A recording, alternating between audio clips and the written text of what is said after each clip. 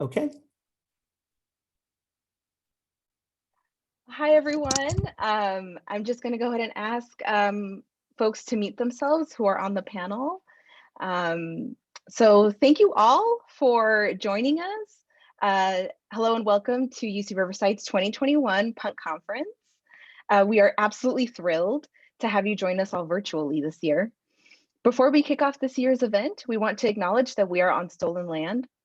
While we are all participating from various places, we will be reading UC Riverside's land acknowledgement per our namesake and affiliation. Additionally, please see the chat for direct links to resources and orgs to get involved, support, and mobilize with our Indigenous siblings. We at UCR Punk Con would like to respectfully acknowledge and recognize our responsibility to the original and current caretakers of this land, water, and air. The Cahuilla, Tongva, Luiseño, Serrano peoples, and all of their ancestors and descendants, past, present, and future. Today, this meeting place is home to many Indigenous peoples from all over the world, including UCR faculty, students, and staff, and we are all grateful to have the opportunity to live and work on these homelands. Additionally, we want to share that we stand in solidarity with communities whose lives continue to be at stake, especially now. May our program this afternoon offer some joy and kindness in what is a rapidly challenging political climate in our communities. All of us agreed that if we hosted PunkCon 2 this year, it would be unapologetic in its message. It's all of us or none of us. I hope you all enjoy what we have planned for you. Help me welcome this year's organizing team, starting with our artist in residence, Jacqueline Aguilar. Hi everybody, my name is Jacqueline Aguilar. I sometimes go by Pancha. My pronouns are they, them, and I'm an artist from the Eastern Coachella Valley. I pretty much focus on illustration and design, and this year I was the artist in residence and I designed a bunch of cool merch for everybody, so yeah, stay tuned to check it out later. And I'll pass the mic back to Marlon. And Jacqueline also did like these amazing background drawbacks. Hi everyone, my name is Susana Sepulveda. I also go by Susie Riot, and I am one of the co-founders for the UCR Punk Con. I'm a doctoral student in the Department of Gender and Women's Studies at the University of Arizona, and also an adjunct faculty at FEMA Community College in Tucson, Arizona. And my research work is on Chicanas and Latina experiences in punk, and across the US Southwest. And I look at cultural and artistic productions, different experiences and identities. And I'm also the organizer for the Riot Girl Carnival, an annual music festival and fundraiser at the Smell in Los Angeles, and Pro Women for Las Sangronas del Cabron. And thank you all for being here. Just quick plug in, the theme for this conference is also where do we go from here? And reimagining punk's futurity. So here we are, gathering in a think tank for what's next and what are we doing in our communities and forthcoming. Thank you. Hi everyone, my name is Cristina Canales and I'm a UC Riverside alum from the Department of Ethnic Studies. I joined the PunkCon committee as a third year and volunteered to help organize the backyard show portion of the conference. This year, my primary role has been to organize the virtual backyard show. And on that note, stay tuned for more details later on about how to stream the show after the conference. Thank you all for coming. Hi, everyone. I'm Dr. Madeleine Rios Hernandez. I'm co-founder of UCR's PunkCon, and I'm from Huntington Park, California, but I lived in the Inland Empire for 6 years while I was earning my doctorate in ethnic studies. Ricky was my advisor, so this is a dream come true for me. I'm finishing up my postdoc at UCLA as a UC President's Postdoctoral Fellow, and I will be joining the Department of Chicano Studies as an assistant professor at CSU Fullerton this fall. I identify as a queer Chicana with an X, and as a SoCal punk musicologist, I focus on policing and SoCal punk culture post COINTELPRO. So a very brief history of our event, and then we'll hand it over to Ricky to take it away. UCR Punk Con was founded in 2019 by QTPOC and BIPOC grad and undergrad students and comrades from across Ivory Tower basements, some of which are here in attendance.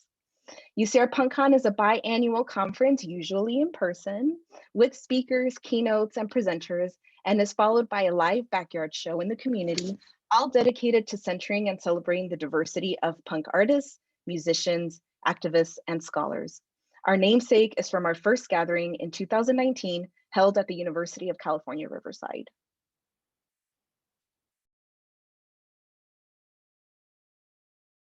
Susie, unmute yourself. Yeah. We are also a grassroots and community-led collective, and we are sustained by generous contributions from our community, donators like you, and academic institutions that we are affiliated with, academic programs, resource centers, and you can check out our program from our first gathering on our website archive, as well as on our former website, which the link is in our new website, which is revamped. We hope to expand and diversify the UCR Punk Con committee, and actually also would like to invite future organizers and volunteers. So if you're interested in joining us for future events, please be sure to fill out our survey of the event, and you can let us know there, and we can reach out to you. So we'll be working on UCR Punk Con 3, 2023. So if you're interested, be in touch with us. Thank you, Susie. And I now like to introduce Dr. Ricky Rodriguez, who will then kick off the event. Dr. Ricky Rodriguez, who is our moderator and discussant today. Rodriguez is now full professor of media and cultural studies at the University of California, Riverside. He specializes in Latino literary and cultural studies, film and visual culture, and gender and sexuality studies, with additional interests in transnational cultural studies, popular music studies, and comparative ethnic studies. After receiving his BA in English from UC Berkeley and his PhD in the history of consciousness from UC Santa Cruz, he taught for several years at Cal State LA and the University of Illinois Urbana-Champaign before joining the UC Riverside faculty in 2016. The author of Next of Kin, The Family in Chicano Cultural Politics from Duke University Press in 2009, which won the 2011 National Association of Chicano Studies Book Award. He is at work on 2 projects: Undocumented Desires, Fantasies of Latino Male Sexuality, and Latino UK, Transatlantic Intimacies and Post-Punk Cultures. So thank you, Ricky, and we'll leave it up to you and our panelists. Thank you so much. Thank you, everyone. Thank you so much, Marlene, for that generous introduction. And I have to say that it's a huge honor to be here today with so many luminaries. And, I just want to fade into the background and just, let everyone, shine, because, I just want to absorb all of the energy and power that you all bring to this event today. So thank you for having me here. And I'm really looking forward to the conversation that we're about to engage in. But before we jump into some questions that I have, I want to introduce our panelists, the first of which is Tequila Mockingbird, who has been a longtime fixture in the LA music scene. Her first band was Trouble for Nora with Mitch Mitchell of the Jimi Hendrix Experience. She's had a TV show on cable called Tequila TV for over 25 years. She is also an actress and a writer. Her company, Do Monkey Productions, booked the historical punk rock TV show New Wave Theater. She's been published in LA Beat and Lost Anarchy magazine and has a regular column in Rock City News. Tequila created the Punk Museum to bring old friends together for art, music, and culture. It was located at KGB Studios and special events in pop-up form. Tequila is on the board of directors at Translunar Research, a rocket company located in the Mojave Desert that is sending a rocket of punk memorabilia to the moon in 2023. Tequila is also co-host on The Punkist with UCLA professor Jessica Schwartz. And she's currently working on a book called Punk U about the early LA scene, which we're all looking forward to.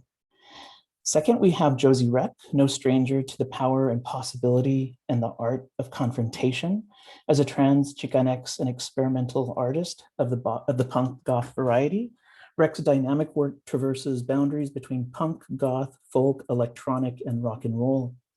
Currently, Wreck is producing her own online radio show, Oral Displeasure, broadcasting sounds from the radical intersectional queer and femme underground and beyond.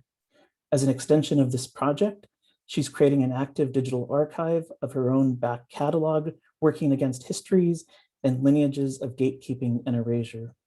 Wreck has also been a community organizer for the past 15 years, booking countless shows, working to improve trans representation in punk by helping organize Transgress Fest, and is a central organizer of the Rock and Roll Camp for Girls Orange County, where she taught girls and trans youth the power of music as a vehicle for empowerment and change. Before fronting trans hardcore improv supergroup Q2PI Express and quirky punk rock and roll trio Popsicle, Wreck cut her teeth as an experimental folk solo artist in Bush-era Orange County in a genre she dubbed uneasy listening.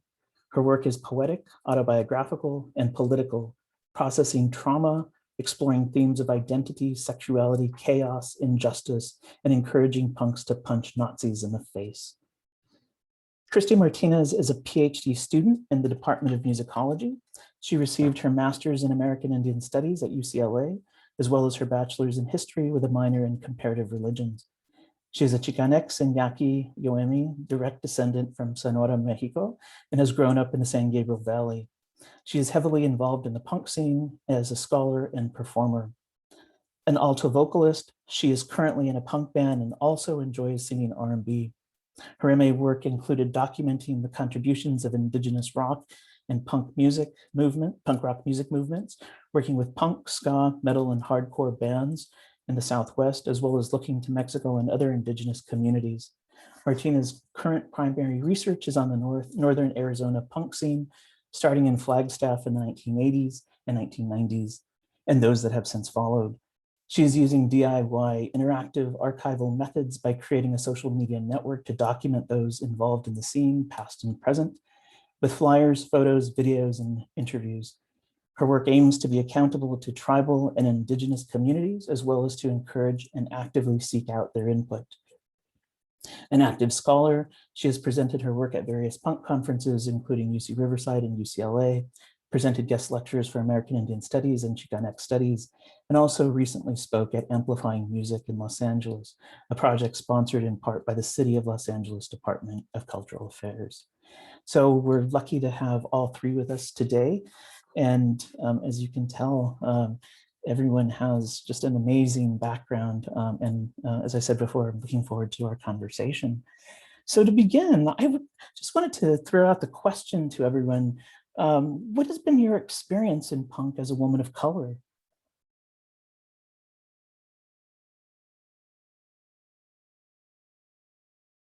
I know it's a super broad question, but it's a place to begin. I haven't had anything. The only fight I've ever had in my entire punk rock career was with Eugene from the Decline of Western Civilization, who was the bald-headed boy with the light bulb over his head. And he beat me up because he said I was Black. And I was like, Eugene, you're Black too. That was the only person. So I feel very lucky considering that I spend a lot of time with a lot of punk rockers from all over the place. And race never seemed to be an issue with them. I have more trouble growing up with my own people thinking I was stepping out of line than I did others. Your hair color, your leather jacket signaled you weren't playing the game. And I never want to play that game. Thank you, Tequila. My own experience being Chicana first generation, light-skinned, right, but trans as well, has always been, it's never been safe. I'm from Santana, born and raised. Both my parents are from Mexico. My dad is from Morelia, Michoacan. My mom is from Mexicali. Her lineage is from Sinaloa. And just being in Orange County, it's always felt unsafe, unwelcoming. There's just the casualness, the casual acceptance of just like neo-Nazis on the punk scene. Like that was just something that was always looming. Um, uh, as I started getting into the punk scene and getting more exposed, getting into shows, and it was always it was just like I said earlier, it was like a casual acceptance. It was like, okay, if you're gonna go check out this big like old school punk band, odds are you're gonna encounter neo-Nazis. Like I've been stalked through shows in my like coming up in the scene, like with Nazis threatening to like shank me and stuff like that. So uh but throughout those experiences, it's like the communities were really fractured. There was like the LGBTQ community was in Orange County, it's in LA, and surrounding areas. We'd always recognize each other in the scene because this was before like the internet started really taking off, with social media and all that stuff. So we would only we would acknowledge each other at shows, and then like we'd hope we'd see each other at the next shows, like amongst all this like unsafe and dangerous um, um, environments, right? Because we were also there for the music and for the scene, and that was what was really drawing us together. And it wasn't until I would say, and it was through those consistent or inconsistent um, um, seeing each other that we started uh, interacting with each other more. We started building our communities. We started throwing shows and organizing shows together, um, forming bands. You know, because at that time too, um, it was. Um, a bunch of queer people, femmes, women, playing with a bunch of cis straight dudes, you know, who didn't think twice about what their identities were or what the political climate was or how even the climate impacted their own queer and femme bandmates, you know, or also of color. And so it wasn't until I started noticing the shift of radical um, acceptance and community and safer spaces and stuff like that, probably like around the 2010s, 2011s. But even then, there was still a lot of awesome um, radical events happening, like Girl Fair Santana was an all-inclusive feminist LGBTQ festival that you only just found out about through flyers around shows, or through going to through walking around the streets, you know, and then just most recently, I had my experience was very um, I was oversheltered and overprotected coming up, so I didn't really have a lot of exposure to things around. But uh, I just recently started seeing Martin Crudo posting his experiences being in Santana before my own involvement in the punk scene. He was posting stuff about like all these punk houses and queer and drag and BIPOC um, um, just events and people and just fucking shit up, being loud and as gay as possible. Like in the early 2000s, I started getting involved in punk around 2003, 2004, as a musician. As someone who was going to shows, it was like around 2001. Um, but uh, also, I something else too is I started playing with my own gender expression in the early 2000s. Um, so that really impacted my how I was perceived and my interactions within the scene, mostly adverse, but I still found lots of I still connected with a lot of people through that way. So, and then now in the late, or in like 2010s to 2021, that's when I started noticing a lot more community and building and safer spaces no tolerance for intolerance and no tolerance for racism and all that shit. And that's been my involvement. Thanks, Josie. I'll just share, like Josie was saying, I'm Blanquita too. So I kind of, as a, Chicanx, Yoam descendant, I didn't really, I wouldn't say, but as a woman, definitely feeling that in the punk scene, not getting acknowledged, not getting taken seriously, trying to assert, whether it's directions and in a band and kind of getting pushback sometimes, whether it's with the venue itself or particular people. I have friends that have experienced that with engineering, with recording, with being on the radio. I talked to some of my students about that, their experiences, that they're not qualified is something that seems to be a common theme. And I would just say, growing up, I grew up in the San Gabriel Valley in El Monte. So something that just kind of resonated with me right now is just how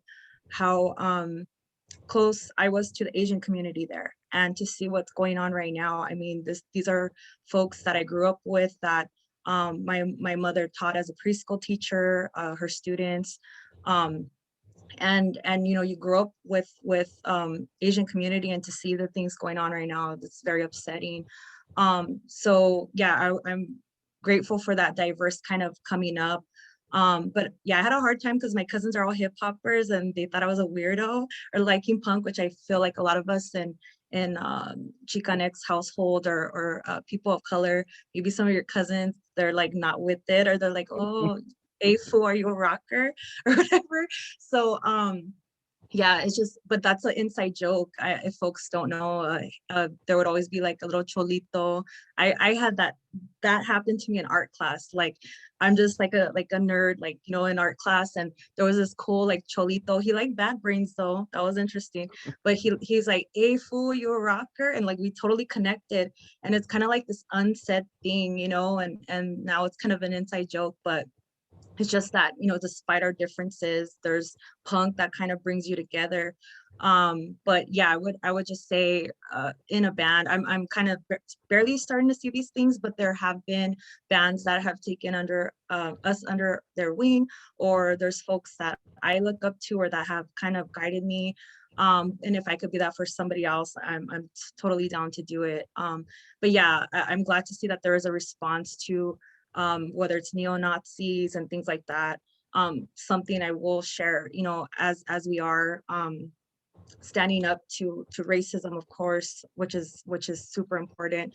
Also violence against women and things like that. So all these things need to be said in the punk scene. So yeah, that's something that I wish was a little more prevalent, is keeping our sisters and our queer community safe. But yeah, sorry if I deviated, but yeah, that's kind of what came to me.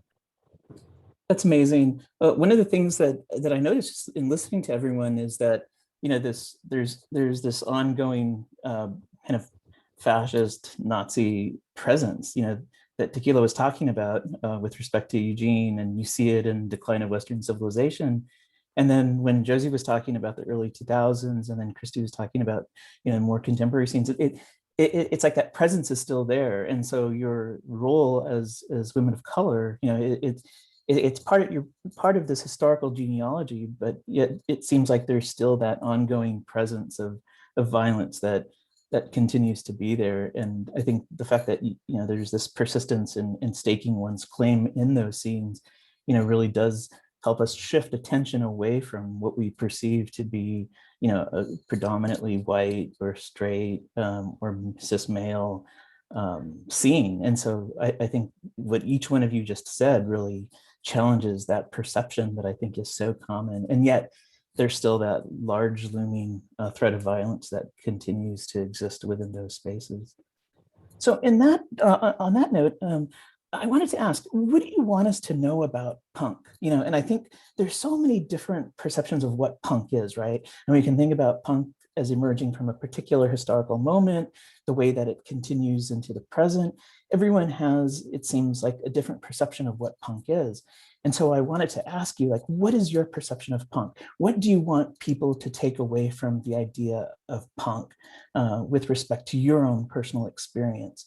And especially for the uninitiated, what does punk do, and how is it continuing to play a significant role in the world that we live in?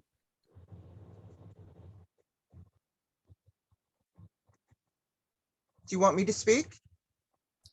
That would be great, Tequila. Okay. The first time I heard the word punk was from Sylvain in the New York Dolls in 1974 in his hotel room, when he was explaining to me that music was going to change and that punk was coming.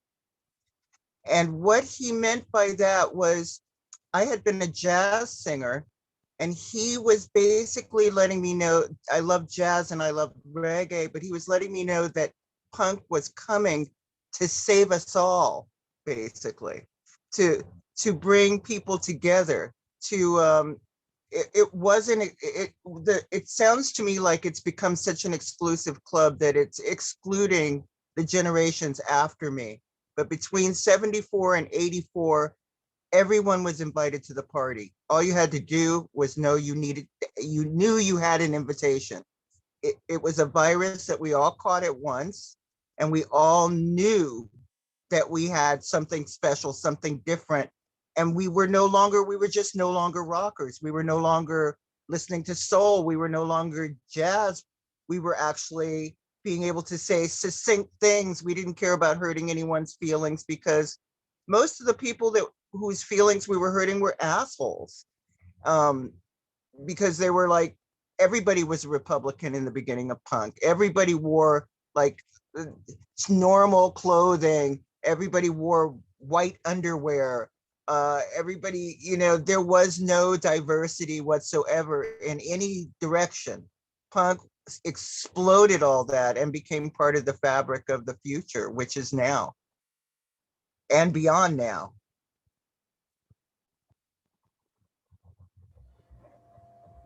Yeah, absolutely. Going off of that, that's something that I've always embraced, and something I've always noticed when I started getting into music, and then when I started getting exposed to a lot of punk. I mean, and growing up in Orange County in Santana, going to school and seeing all the different cliques and all the different personalities, and you would see the punks and with the Liberty Spikes and all this stuff, and they'd be running around calling other people posers, but then you'd start listening to all these older bands, or LA punk bands like X and just you'd start I personally just had I was really confused getting called a poser because I wasn't listening to, I don't know, like Rancid or something. But then I'd listen to X or the Cramps, and I'd be like, wait a minute, but this is punk too. So my understanding was that punk was malleable. It was expression in however and daring to express yourself in however you wanted to, sonically, visually. It was political as well. Poison Girls is one of my absolute favorite punk bands, and it's punk is and I guess there was that, that thinking out loud, it's like there was that those things that I was being told, but then the things that I was observing and digesting. There was this conflict. And ultimately what I've learned is that punk is daring to be your fucking self. It's daring to make noise. And it's welcoming, it's inclusive. Punk is Black, punk is brown, punk is API. It's queer. And it wasn't until all these hardcore fucking, it wasn't until jocks infiltrated punk that it started getting this machismo, like I don't know, culture, I guess, or whatever it is. Patriarchal, very violence against women, all this stuff. We're making it really unsafe, and for the originals, for the people who started the whole thing. But yeah, that's punk is. It's fun. It is. It is fun. Absolutely. And I lost my train of thought. Sorry, but punk is uplifting your community. Punk is being there for each other. It's resistance against cops, against ICE, against white supremacy, capitalism. That's what punk is. It's against the man, like literally and figuratively. So it's breaking barriers.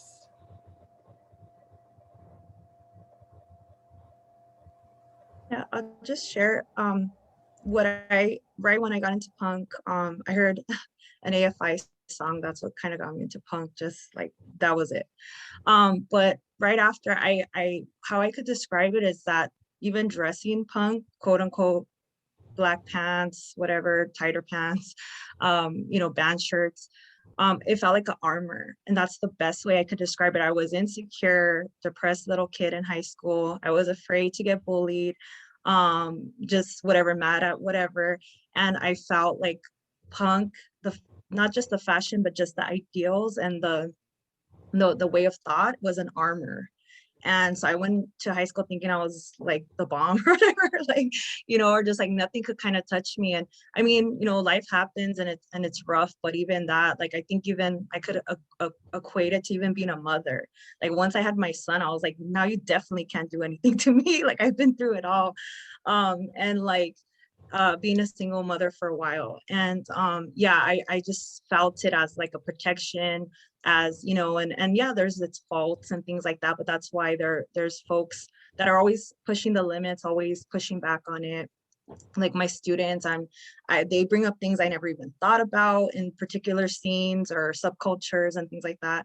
And then just something I'll share, I think this is I kind of had some notes, but something I would like folks to know, and this goes to the research that I do, is that punk is indigenous, and in the 1990s or as early as the 1980s, you had bands that were playing, whether it was metal or punk rock, this thought of mutual aid, this sense of community, environmental rights.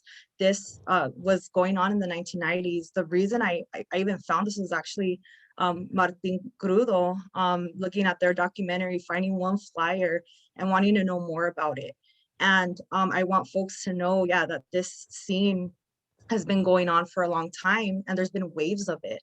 That's something that I've talked about with the communities. There's been waves of Southwestern indigenous punk rock.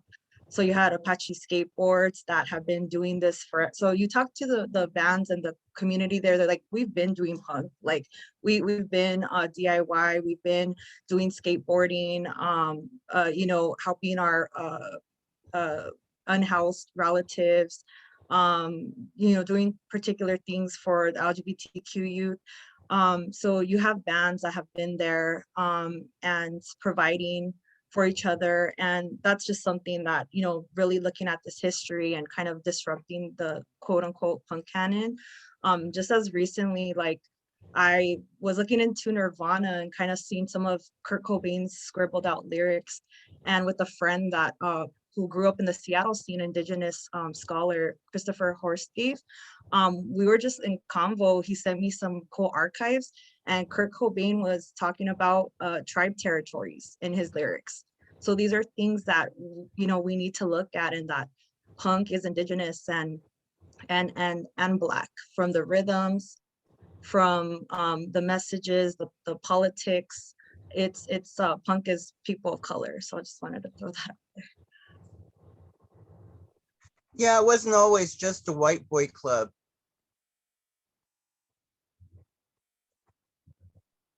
And even you mentioned the New York Dolls Tequila. I mean, even back then, it was never just an all-white club, right? I mean, I think that's one of the things No. that I love that you're saying is that sometimes there's the perception that these the earlier scenes were all white, but they never were. Well, there were maybe only 5 Black people other than like the bands Fishbone and Box Boys, Bus Boys, early punk ska fusion. But even that was like revolutionary because the ska movement was revolutionary because it was we were the first ones to advocate marijuana, keep everybody calm and keep calm and carry on. We Like I said, for me, it was like a virus. The right people caught it. Now the wrong people have caught it. But it wasn't always, I'd say from 74 to 84, before I kind of almost blame New Wave Theater because people saw, like when Fear was on Saturday Night Live, John Belushi had started hanging out with us and I couldn't stand him. He was like loud and he was high all the time. So he was not, when I'm doing New Wave Theater, we're doing X, the Blasters, Black Flag, Circle Jerks, Fear, and he wanted to be punk, but he was basically getting people high. So he was disrupting what we were doing. So when they did Fear on Saturday Night Live, the kids imitated New Wave Theater. That's when you see people running around in circles and jumping over each other and climbing up on stage and flipping over. That's what we did on our TV show. But once I do a lot of acting, punk wasn't punk until you saw it on TV. It was you went to gigs, you had a good time, it wasn't crazy. But then once they started seeing how you're supposed to act, like before I did Valley Girl, there weren't Valley Girls. People didn't speak like Valley Girls.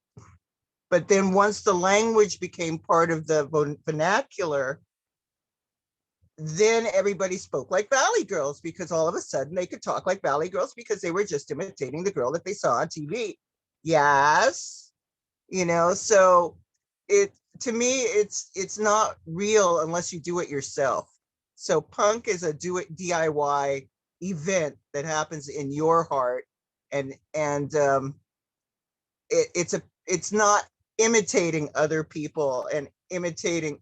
I feel like a lot of the, as you say, white punk, hardcore is people imitating people imitating people imitating people imitating people. Because the originals were pretty much done with those 4 chords by 84. And now it's just kind of we like that sound, let's play that sound. We like that sound. I was listening to the Linda Lindas and I'm like, damn, they sound like they just walked right out of 1979. So that's what I love about punk is that we hold our ground musically. It's like our land is the music. And on that note, I kind of wanted to pick up on something that Kristy said, just in terms of thinking about the enduring significance of punk. I would love to hear you talk about where punk culture is going. And I think this is also a chance to maybe bring in a question that popped up in the Q&A about someone here saying that punk has taken a sad turn toward a more consumer-based fashion instead of a lifestyle. So maybe you could talk about that. Where is it going? And then in light of that, why is it important to preserve punk and the elements of it that are absolutely necessary? Are you speaking to me? Yeah, definitely together, but also for everyone. Okay. Well, it is mass consumerism always. The first thing they did with punk was buy up all the bands and shelve their music because they didn't want to have that music out there. They didn't respect the way things were going. They didn't respect our music and our style until they could get a hold of the patents, until they could start making the clothes themselves, until there was no more poser and you could sell it at Walmart, until, you see what I'm saying? Until they could monopolize stealing punk from the people that make it. Like, I just saw a pink Ramones shirt that was put on Facebook by Glenn Matlock, and he was just ill about the whole thing because the consumerism has raped the original intent and the people who made it. So that is what I see. Yeah, you're correct. Consumerism there's a 6-part miniseries of the Sex Pistols coming out, and Johnny Rotten's been kicked off the project. I think he was in the band. Okay, fuck that guy. All right. I mean, yeah, no, fuck that guy, but I'm fuck saying these conservative. about, yeah, for sure. The conservative fucking whatever. Like, punk is not fucking conservative. Fuck John Lydon. And fuck all these neo-Nazis and all these fucking gatekeepers and all this fucking shit. But but yeah, absolutely 100%. And consumerism and I mean, that's capitalism, you know what I mean? And where's punk going? Well, I guess where is punk right now? You know, I think in this pandemic, punk has been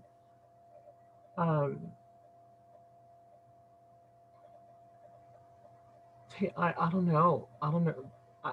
Punk has been, I guess, kind of taking a breather. You know, it's like from certain aspects of punk culture. I mean, it's definitely impacted the way we get together. It's definitely impacted our communities struggling, especially we're in a pandemic where there's civil unrest. Fascism is prevalent, and I think that the internet and social media has really helped people pass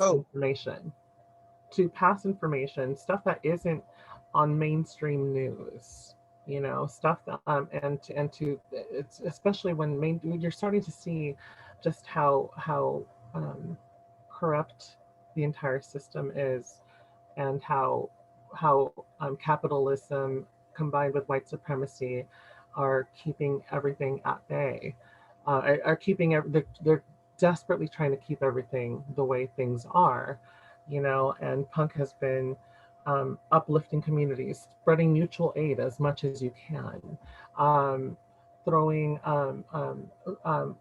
uplifting each other, to keep each other from drowning, and that's what we've been trying to do. And where's punk going? I hope punk is going further left.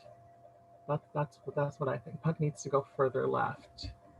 It needs to become more aware politically. It needs to become more aware of itself and of the power that it has. Punk is powerful. It really is, and we are powerful, you know, and it's daring to be even more so. Yeah, I'm kind of sort of, I don't know what the other question was. I'm sorry. No, you answered both of them. Thank you, Josie. Yeah, I'll just share, going off of Josie too, like, I feel like I'm excited for punk right now, as bleak as it's gotten, commercial, things like that. You see some of these pop stars adopting like the style, or whether it's a Kardashian, whatever you want to say, or just kind of like, you know, but I would say there is that network that is grassroots and is kind of keeping things going. I would say if as a punk, if there's anything to do, it's support these folks, support these movements, Indigenous action, or if it's a festival, which the organizers are part of, whether it's Chicas Rockeras, it's these communities for young punks or the youth getting into music. Because I'm excited because, yeah, we just went through hell. There was a pandemic. I saw communities having to take water and food to their family members. We had elders pass away in Sonora. We had the Tonga community. I agree with them. They had lost their elders. So, you know, but I saw the community kind of come together and, you know, be there for each other. And I'm excited for punk because there's a lot that folks have to say, whether it was the fascism of the administration, whether it was the hardships of the pandemic. They have a lot to write about. They have a lot to say. So it was just kind of a hiccup with closures and rehearsal spaces and shows being canceled, but there's a lot coming. And I feel I could attest to that for my band. Like, we have so much material or so much on our minds that we have because of what we went through. It was hard on, you know, not being able to see your family, not being able to do certain things. I know some of us as academics, not even being able to go to a library, you know, but now we are very fortunate to have things reopen, and we took things for granted, especially live shows and things like that. So I'm just excited that I feel like there's a whole nother wave coming. And yeah, it's unfortunate, but I think if your heart is in the right place and, you know, you support those grassroots, or you're organizing or part of that, then, you know, that's a whole different thing. Who gives a shit what's on TV or what, you know, what Target is selling or whatever. Some of the bands might be rolling over their grave, but it's just like, you know, as long as you are tapped in and connected with who's really trying to make a change, there's a lot of resources. Thank you, Yeah, Kristy. and Kristy brings up a good point too, like about like the closures and everything. Like the things aren't normal. Things are not normal. Things cannot return to normal. They shouldn't. And all the closures and stuff like that. People, if you were being responsible, you'd be closing and stuff like that, you know. But there's still a lot of fucking venues that were holding shows together that were like, fuck community, we just want to keep our shows going. And it's like, and these are punk venues, right, that were still fucking doing this shit. And these particular punk venues were also like being a resting place for fucking neo-Nazis to go hang out to and start shit there too. And it's just fuck all that, you know. It's I don't think that that returning to normal is something that we need to aspire to. I think that punk should be more left. Punk needs to be more aware of what's going on. And you know what does impact is withholding labor. People need to stop fucking working. That's how, like, stop giving all these fucking rich people their fucking money. Like, stop making them money, withhold labor. ACAB, Black Lives Matter, Black Trans Lives Matter, Black Women's Lives Matter, Stop Asian Hate, abolish ICE. That's all fucking punk, and we need more of that shit, you know.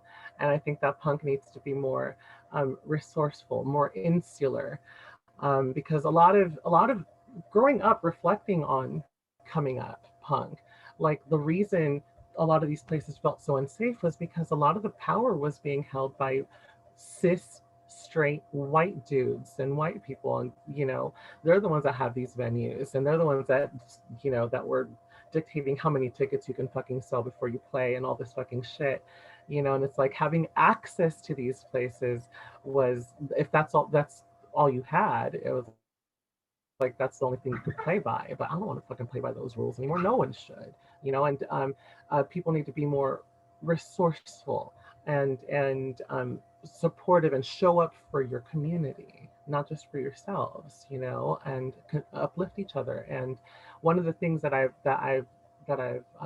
noticed, one of the things that I've loved, Sunny War founded the downtown LA Food Not Bombs, and watching them adapt to the environment that we've all been in, to continue serving their community, packaging lunches and food for their community and stuff like that, and wearing masks, providing masks for people to go. That's been really inspirational and fucking awesome to see. Attending virtual shows like record releases. I went to the Telepathic Children record release virtually, which was really fucking cool. And that it's finding ways to perform and to show up for each other, you know. But returning to normal should not be the goal, because normal was never fucking cool to begin with. And we're in a point in time right now with this fucking insurrection that fucking happened this year. And they're trying to fucking filibuster shit right now too. Like, fuck all of that. Stop giving them money. Fuck all these people, and show up for your community more than ever. And Listen, advocate for yourself. assholes are going to be assholes. Assholes are going to be assholes. No matter whether they're called punk or anything else, they're just assholes. And unfortunately, they get a good haircut and they think they're one of us. That's not how it works. Thank I'll just you.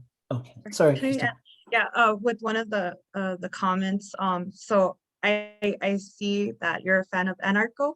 So I just what to give hope kind of is that, you know, what I learned from one of my professors of you know, members of that anarcho movement, watching the Clash, somebody that, you know, got a little bit popular, commodity, and the Clash said, if you could do it better, then do it. And they did. They did it their own way. So I always feel too, there's things that people might not like the turn that punk is going, and they're gonna do it their own way, and they're gonna change it. They're gonna respond to that. So it's not always perfect, but there's always bands that are gonna come out and kind of, you know, try to fix or try to mend what kind of went bad in the scene. And also, yeah, there's if we could say it at the end, but the archive I have, there's plenty of resources to help out community mutual aid that folks are doing, or whether it's winter clothing or certain things, water, food, and also, yeah, food pantry drives and things for the pandemic. There's a lot of resources. Hopefully we could get out to folks, but that would be the best way. And just buying merch, supporting your local bands, and you know, the venues or the rehearsal spaces, they're going under as well, because nobody could be in there to play music. So, you know, just kind of helping some of these small businesses and local businesses. Thank you, Kristy. So I'm going to ask one more question. Actually, it's two, but it's folded into one question, because I want to switch over to the Q&A, because people are starting to comment and ask questions. And so I want to turn it over to the audience. But can you tell us what you're listening to lately, and who would you recommend that we listen to? And then lastly, let us know what you're working on. What are your recent projects? What should we be looking for? And then after that, we'll shift over to the Q&A section. I'm listening to, I started a punk museum, a lot of punk museums online. So I have Berlin, New York, LA, San Francisco, and France. And so they turn me on to new punk music all the time. There are the punk museums in each one of these cities. I started them, and then I found people that I found that were really outgoing to run them, because I wanted to make sure that we included everyone around the world that was making punk together, have a place to go, to listen to each other, to promote our stuff. So I can't give you like one name. I'm listening to Compressor Head, which is, I love Motorhead because Lemmy is a friend of mine, but Compressor Head are machines that play punk rock. So they're from the future. They're machines playing punk rock, playing all of Ace of Spades, and just, they're like crazy machines playing Nirvana, and they're machines, and they're robots. And so that's what I'm looking at right now, just because I kind of work in a future tense situation. What I'm doing next is I have a club where the Punk Museum was downtown that I'm starting called Oracle, and I'm doing a time travelers events there where I have the bands play and we dress accordingly in time travel with them to whatever era it is that they want to do. I'm also doing the Punk Museum is sending rockets, sending a satellite, a payload satellite of punk memorabilia and music to the moon in a satellite through Translunar Research, which is a Mojave Desert rocket company in 2023. So to me, I like thinking of the future, and I like thinking of someone walking along the moon and finding our little rocket with all our punk rock memorabilia in there and starting all over again there. Thanks, Tequila. Yeah, that's awesome, Tequila. And you know what? I've remembered a question that you asked that I didn't answer, so I'm just gonna go ahead and do it. Preserving punk. Well, because I was also listening to Tequila talk about this rocket and the LA Punk Museum. Preserving punk and has been important, and that's one of the things that I'm doing with my podcast. But I guess before I get into that, who am I listening to right now? Who am I listening to right now? But as for my podcast, I listen to a lot of stuff at once. But bands that come to mind, newer would be like Roman Graves, Restless, The Groans, I'm royalties, yawn, um, fatty cakes and the puff pastries, squid ink. Like those are bands that I'm currently listening to, and obviously like on also with my podcast, Oral Displeasure.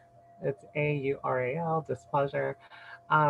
It's it's been important to me to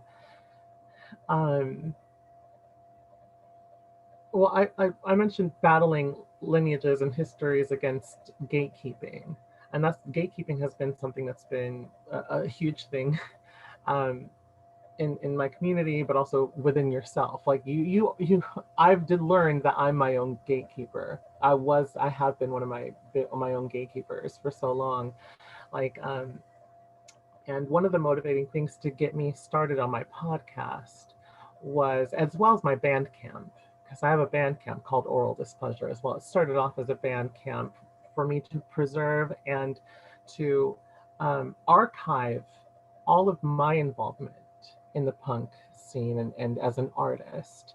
I never fit in to Orange County, the Orange County punk scene. I never did. I was a gender fucker. Before I even identified or learned that I was trans, before I realized that I was a transgender person, I was gender fucking, playing with my expressions, screaming my fucking head off with smeared lipstick and combat boots, garter belts, bridal veils. And no one wanted any of it. Like, I would freak them out, and there would be people whenever I try to find bands to play with. Bands, looking in the papers, people would be like listing Tool, Nirvana, Marilyn Manson, fuck that guy, but as influences. And then I'd hit them up like, hey, I want to play with you guys. And this is through MySpace era. We'd have our photos and all this stuff. They take a look at me with my smeared lipstick and stuff like that and be like, oh, you're not what we're looking for. I was like, you have fucking Tool right here listed and Marilyn Manson, all this shit, and it's like, what the fuck you. And so find a lot of internalization, not wanting to share that over many years until last year when the pandemic hit and I had a lot of time to self-reflect, a lot of time to stay at home, and I'd be like, and so it was my goal to just start archiving my work. I have been playing music since 2003, 2004, and I've only started releasing my own music in 2020. So, and with that, I was inspired to create my podcast. I wanted to, oh, I was like, well, no one's going to play, who's playing my music? No one's playing my music. And that was one of the motivating factors to get the podcast going. I'm going to play my own music, but I'm also going to play all of my friends. I'm going to play all of my friends, all the bands I thought that were fucking cool back in the day that still didn't get a chance because,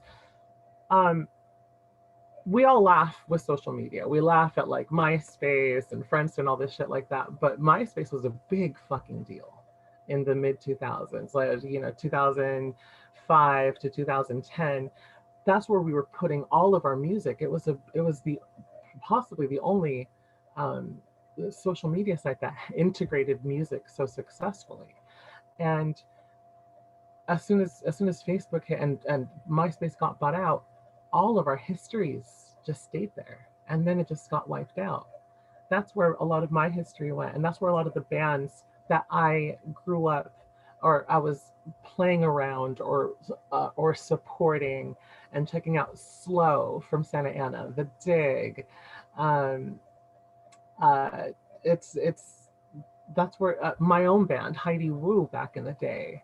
But that's where a lot of our histories kind of died, and so I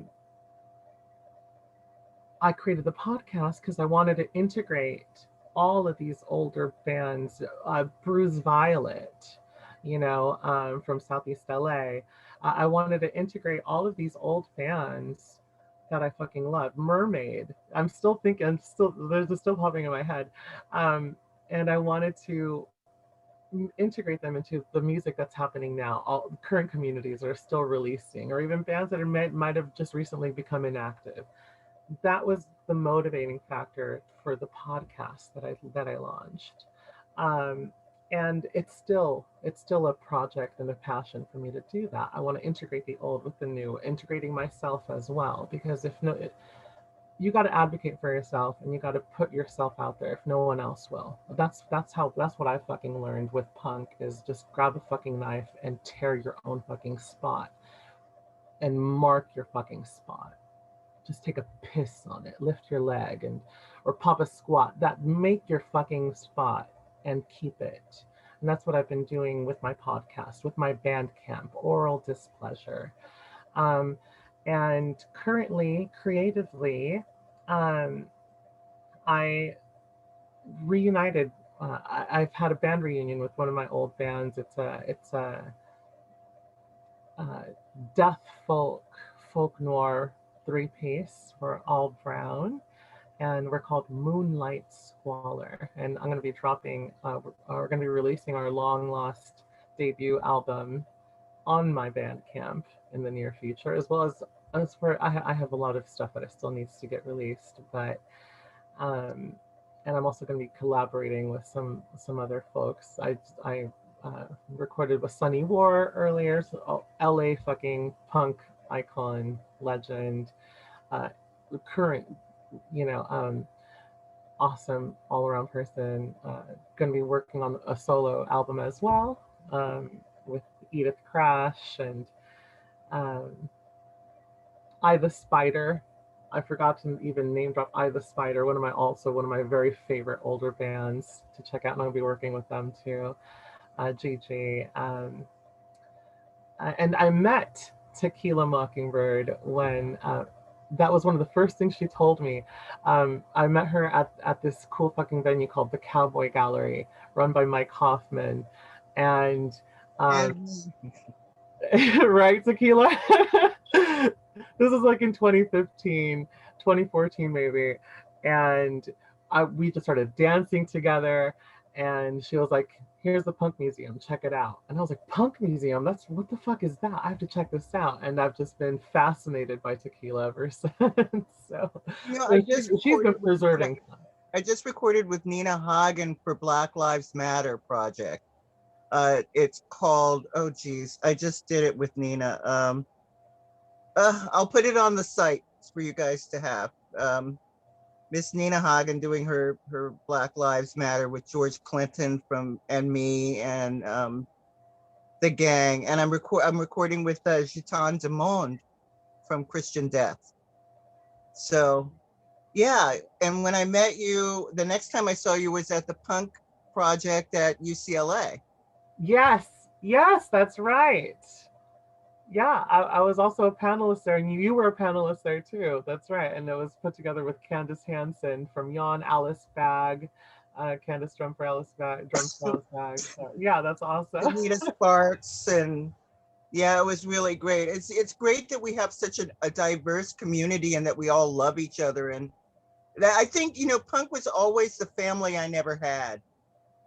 You know, I come from a family that didn't like me. I was always different. I didn't fit in. I wasn't black enough. They made sure to tell me, you're not black enough. You're not black enough. And I was like, well, look, you know, it's not about color. I mean, I don't have to be what you are to be. I'm a human. I do what I want, you know. I had to break away from being and I'm also a military child, and I was raised in the Catholic Church at Catholic school. So I was inundated with order and discipline. So punk was my freedom.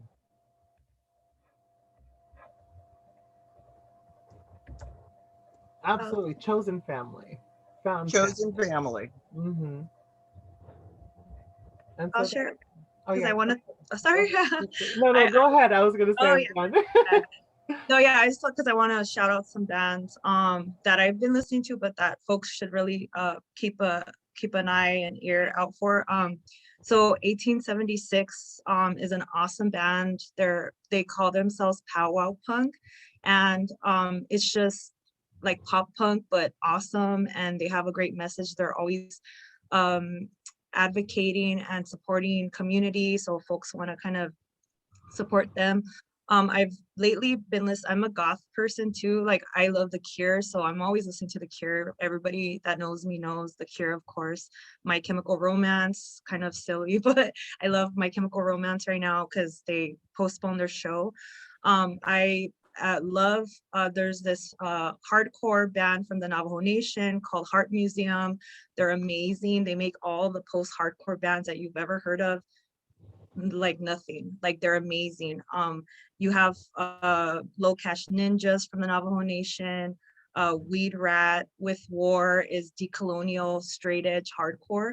So I am a hardcore kid also, like, but these are folks of color that are have a message, and that's kind of where somebody said, what would be the slogan if it's not punch a Nazi? I would say like punch a settler, land back. That would be the slogan right now. But yeah, and also Iconoclast, anarcho band from Los Angeles, from the Valley, that doesn't get a lot of credit before Crass or after Crass actually, but you know, Crass is kind of one of the big bands. Iconoclast, that's one of LA's big anarcho bands. So just a lot of music that I'm currently, again, like Nirvana, because I'm researching that for school right now. And then to answer another question somebody had real quick about academia, I've and researching and doing punk, I've been laughed at in my face for wanting to do indigenous punk or anything. And now I'm at UCR Punk Con and we're talking about it. So those people could fuck off. But yeah, and it was donors, and it's like, you know, like you're probably supporting all of this right now. That's fine. But yeah, I was unfortunate. But yeah, you know, don't ever feel like your research, what you're interested in, the change that you're trying to make in academia is not worth nothing. It might not be somebody's cup of tea, but if you're coffee, like that's fine. But yeah, just yeah, I've struggled through that. Punk is always, you know, there's the sentiment that it doesn't belong in academia, punk shouldn't be in academia, but there's also sentiments that it gets looked down on because it's popular music, because it's punk. But punk is so much more that we've been talking about. It's politics, it's resistance, it's indigeneity, it's sovereignty, it's so many things. It's you know, pushing back against racism, pushing back against homophobia. It's so much. So don't ever feel that what you're interested in is nothing, because if you don't start writing it, it'll never be there. It'll never happen. And you know, it might, so shout out to Vicky that's here. She made these earrings for me. She's doing res metal, you know. There's folks that could kind of be in conversation and work together. And that's important too, you know, to kind of talk to folks, and, you know, you might be interested in what somebody else is interested in, and that opens up more doors and things like that. So just don't, especially first gen and folks that are going back to college or community college, like, you are worthy and your interest matters. So I just want to say that. I used to work at Riverside, the Moreno Valley Starbucks on Hemlock, and I was a single mom, and I went back to school after years. So if I could do it, anybody could do it. Okay, like, just want to put that out there. Shout out to Hemlock. Thank you, Kristy, thanks to everyone. You know, and I'm happy that you were looking at the Q&A and answering some of those questions, because they're rolling in. And, you know, I just wanted to be cognizant of time, because we're going to wrap up at 1:20 and have a raffle that'll be moderated by Susie. And maybe just one more question that I'm pulling from here, or if you see anything that you'd like to respond to. But the one I'm focusing on is by Nidia Hernandez, who's asking, how can we support our local scenes that have taken a toll as a result of the pandemic? You can support your local scene by throwing art shows, putting on gigs, writing books. Any way you express yourself, you're helping other people learn more about themselves.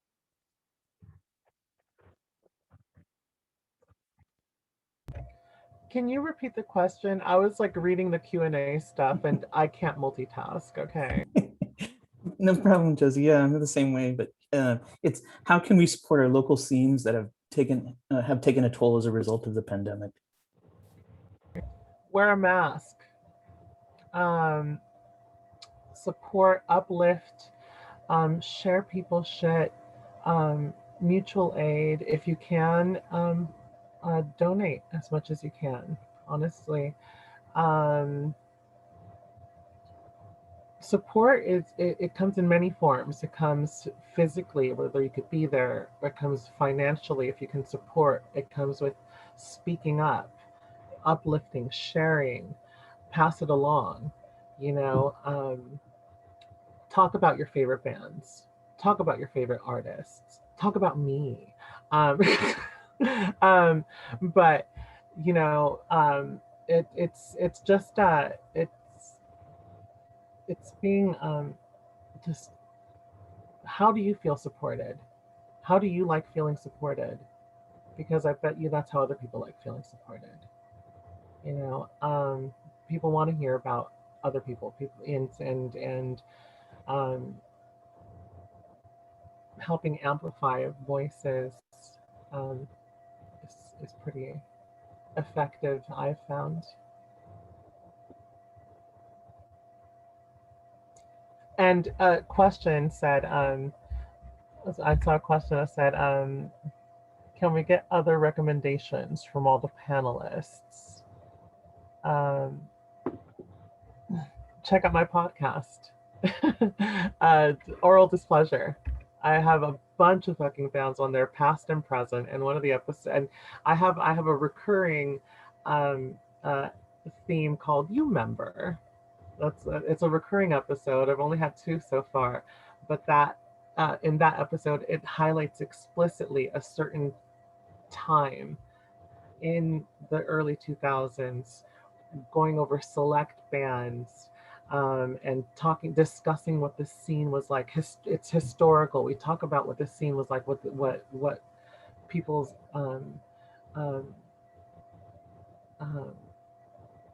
what the climate was like, being involved in that during those times, and what the bands were doing, and what bands were playing and stuff like that. In my first episode, I had punk rock scholar and academic Candace Hansen and Jonathan Santillan of Girl Fair, and the next episode, the next You Member episode that I had, we had Kat Mendez and Ruby Castellanos, both amazing women of Chicanx from Santana community, activists and artists, radical artists, and there's a lot. There's a lot you can learn and explore in my podcast.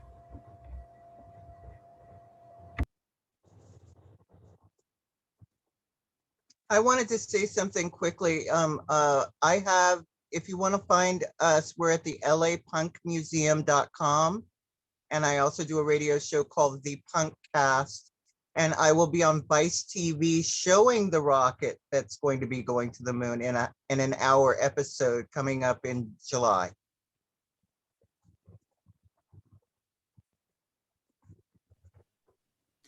Are we sharing what we're gonna do? Yeah, go for it, I Christine. was like living my best life in the Q&A. Oh, okay. Yeah, our band is just ready to get out there. Observer Syndrome. We are working on an album and definitely want to get out there and play. And yeah, just continuing the archive, the Indigenous Punks archive. I'm trying to find collaborators or folks that kind of want to help with that. Or yeah, and what else? Yeah, I'm trying to go to Sonora and go to some fiestas and things like that. So take a little break, I think, from academia if I can. But yeah, just kind of see my son. He's gonna go into high school next year. So he next week gets a promotion from 8th grade. So I'm just like, finally could have like a parent mom moment. So Thank you, Kristy. And thanks to everyone for this amazing conversation. You know, it's like I said, it's been an honor chatting with you. And to those of you who asked questions in the Q&A, you know, I apologize that we couldn't turn to each one. But at this point, I want to turn it over to Susie.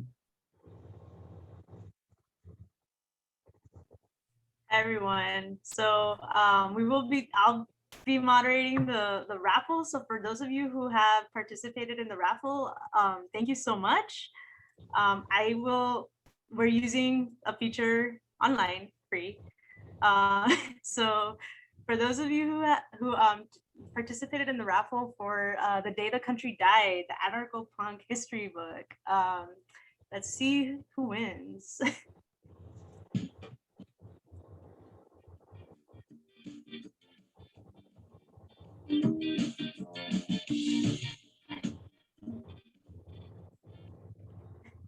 Bianca Torres, congratulations. If you're here, feel free to, well, we're gonna email you anyways, but be sure to you subscribe to our website because that's where we're gonna email you from.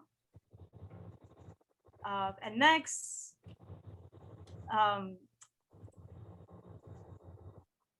so those of you who participated in the punk rock oral history book by John Robb, these books have all been donated by PM Press Books.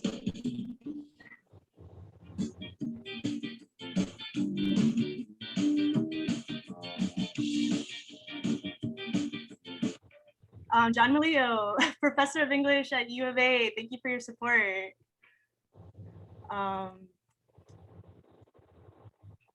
And so we didn't have anyone like necessarily any takers for Primal Screen, Nick Blinko's or Last of the Hippies, Crass kind of diaries. But everyone who participated in the PM Press raffle's name has been included in this. So there's going to be 2 spins on this one.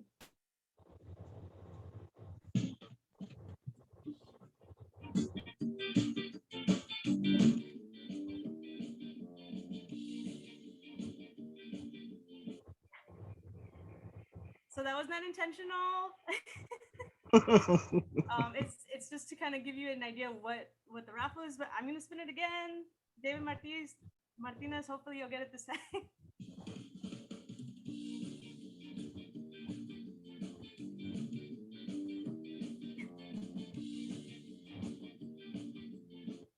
Bianca Torres, or okay, this is getting embarrassing, but I'll remove these. FYI, sorry. The books will not win themselves.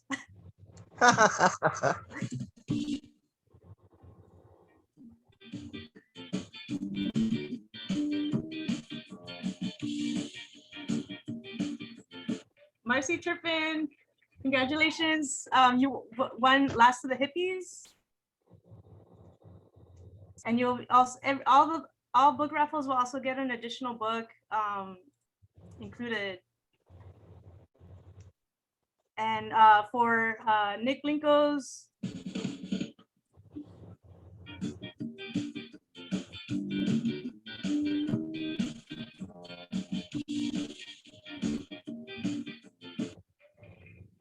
Robert Dahlberg Sears, congratulations.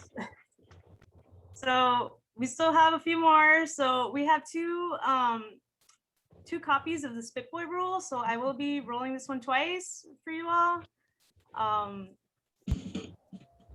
It's an amazing book. Yes, it is.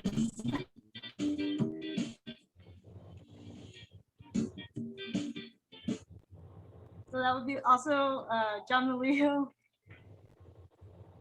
And second copy.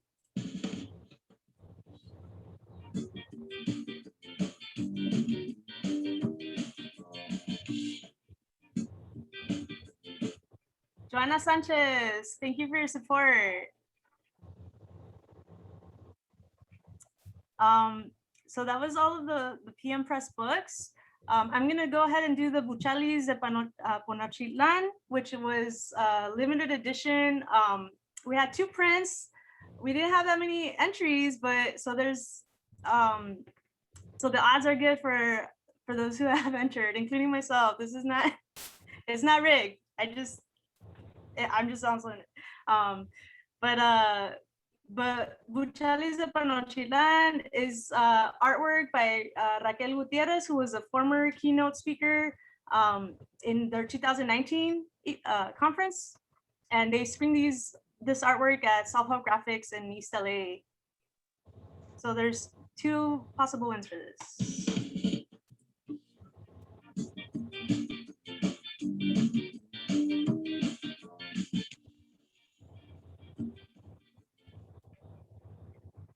Candice, congratulations. Next print.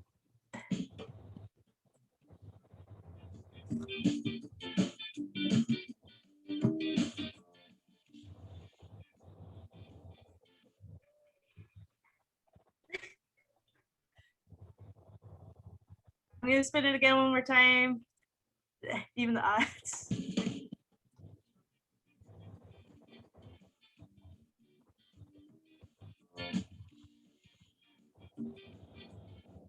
Audrey, thank you for your support. We'll be in touch. And for those of you who have who participated in the Razor Cake and Chica Roqueras, as well as the Rag Girl Carnival raffles, you won. So because you were probably not transparent, you see, you were the only one that contributed to the raffle for these items. So you won automatically. Thank you all for your support. I apologize if that took a little bit of time. I'm just gonna do real quick closing remarks. Thank you everyone for joining us on our second biannual UCR Punk Con and first virtual gathering. The UCR Punk Con is a community-centered collective and space made up of volunteers and community support. And we would like to thank everyone who helped to make it possible this year, especially our speakers and moderator, Ricky Rodriguez, as well as our organizers and artists in residence, Jacqueline Aguilar, who has created this year's logos and art and Zoom backgrounds. And t-shirts and pins will be made available for purchase soon on the website, but they're not currently available now. We would also like to thank Jonathan Perez and Nicolas Olivarias of UCR, who helped us with technology, and our sponsors, the Chicano Studies programs and Media and Cultural Studies Department at UCR Riverside, and fundraising contributors, including raffle donators, Chica Roqueras at Southeast LA, Razor Cake Fanzine, PM Press, artist and poet Raquel Gutierrez, the Rag Girl Carnival, and all of you wonderful raffle contestants and supporters who have donated to the event. As a reminder, a percentage of our proceeds from the fundraising raffles, donations, as well as 2019 t-shirt sales, which are available on our website, will be donated to Inland Empire Harm Reduction, a community health organization. Also, a survey link has been dropped in the chat for you, or will be dropped in the chat for you soon. Just to let us know what your thoughts are on the event, it would be greatly appreciated. We would also like to invite folks who may be interested in helping to organize future UCR Punk Con events to stay in touch with us. We plan to expand and diversify our organizing committee. And if you're interested in volunteering or being a part of the organizing committee for 2023, be sure to fill out the survey and let us know. And also be sure to check out our virtual backyard show, which will be premiered right after the webinar at 2 p.m. on YouTube. And here's Cristina Canales with more information on how to access the show. Hi, y'all. Thank you for taking the time today to listen in on the conference, and thank you to the amazing panelists for sharing your stories with all of us. That being said, we're wrapping up this portion of the event. But actually, Jackie, do you want to go and just like present the merch real quick before I give everyone the link to the video? Can I say something really fast? Yeah, go ahead. Free Palestine, fuck cops, fuck ICE. Thank you, Josie. But yeah, Jacqueline, did you want to share the merch? We'll be sharing the merch maybe online afterwards. Be sure to check out maybe like the Instagram, because I don't have the, yeah. Okay. Thank you, yeah, wonderful people. Yeah, thank you, Tequila. Thank you so much. Wonderful. Yeah. Yeah, you're all amazing too. Thank you so much for sharing your stories. It was beautiful to hear everything. I resonated with everything y'all said. But yeah, so going back to wrapping up the conference, we are gonna have our virtual backyard show.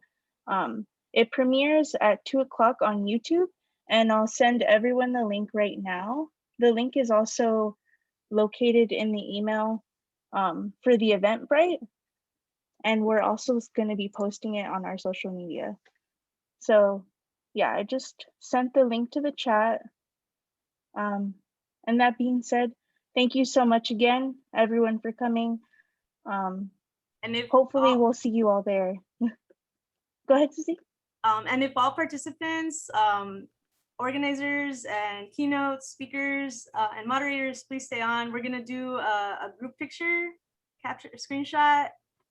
So if someone can do that, because my keyboard doesn't work for that. I'll do it. Yeah, I'll count down. Okay. 1, 2. Oh, Bancha's missing. There you go. Okay. 1, get cute. 1, 2, 3. Thank you all so much. This is amazing.